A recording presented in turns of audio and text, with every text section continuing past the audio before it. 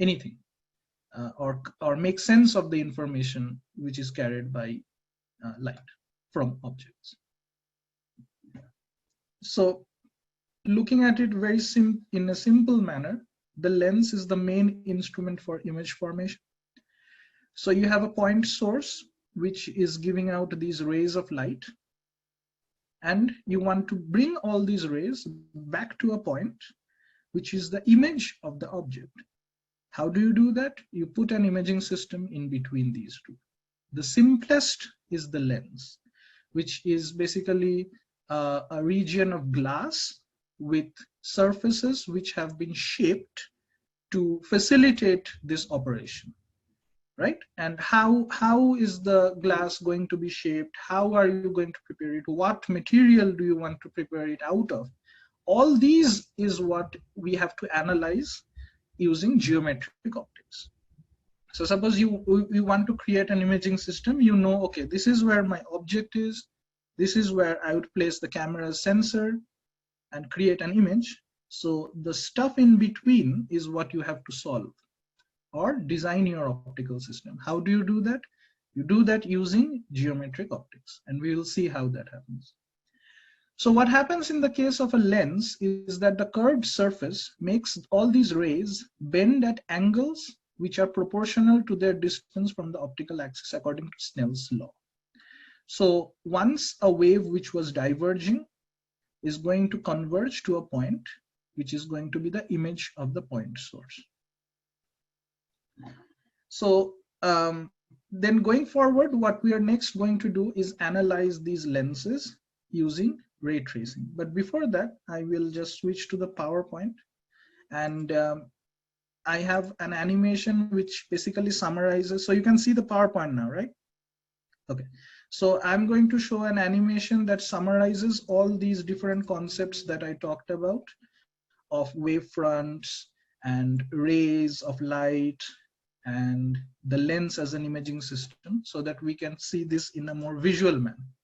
So what I have over here is space and a 2D representation. This is a 2D animation. So this is a lens, and what you'll see are these parallel disturbance of electromagnetic waves going from left to right from this point. And I have some arrows which will mark this progression. So this, if I pause over here, what you see is this is the light wave which is going toward the lens. So remember how in this slide, when we were talking about rays, this is actually what was sort of drawn over here. You have this sinusoidal disturbance going from left to right, and all the points of equal phase, remember, if you draw planes through them and a perpendicular line through it, is the ray. So in this case, you can see the color difference determines the highs and lows. So basically here, in this animation, the red is the high, blue is the low. So you can visually make out that this is a sinusoid based on the color. And what I have drawn is, I have drawn the rays which are going perpendicular through these different planes. So these arrows, these white arrows, you can think of as the rays of light. Now if I play the animation again, sorry, something. Just a second.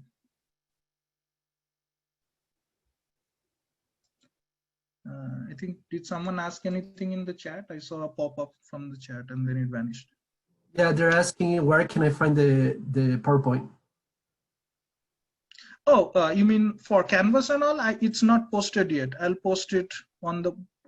I just prepared it sort of like I finished preparing it last night. So I'll send it to Dr. Menon. He can post it on the class website, and then I'll mirror it on Canvas after the class is over. Okay. Yeah, it will be shared. Okay, thanks. Yeah. So now going back to this animation. So so if I advance the animation again, see what happens to these rays of light when they interact with the spherical surface. So they basically bend inward. And now, so here you can see the light ray which was going through exactly the center of the lens. There will be one tiny spot where nothing happens.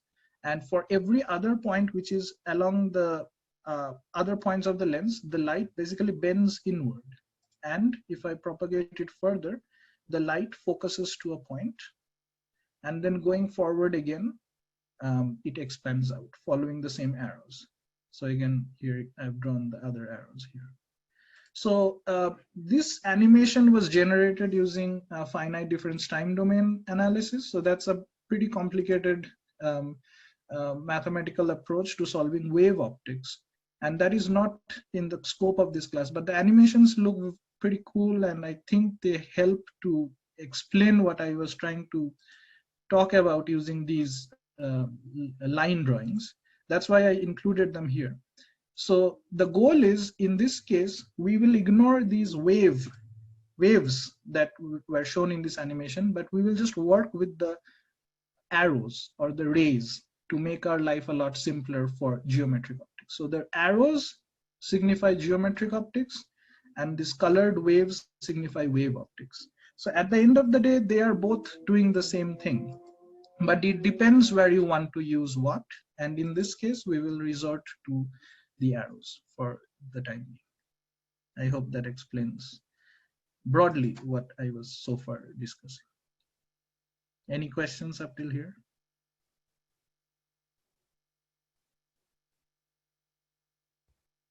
Okay.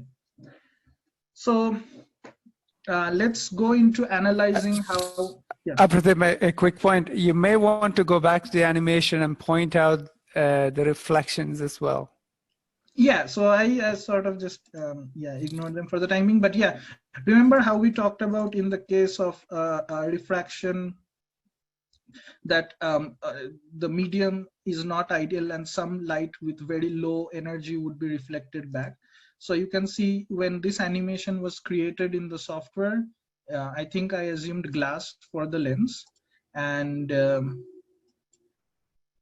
you can see most of the energy from the color difference is going into the lens, but some energy is actually getting reflected back.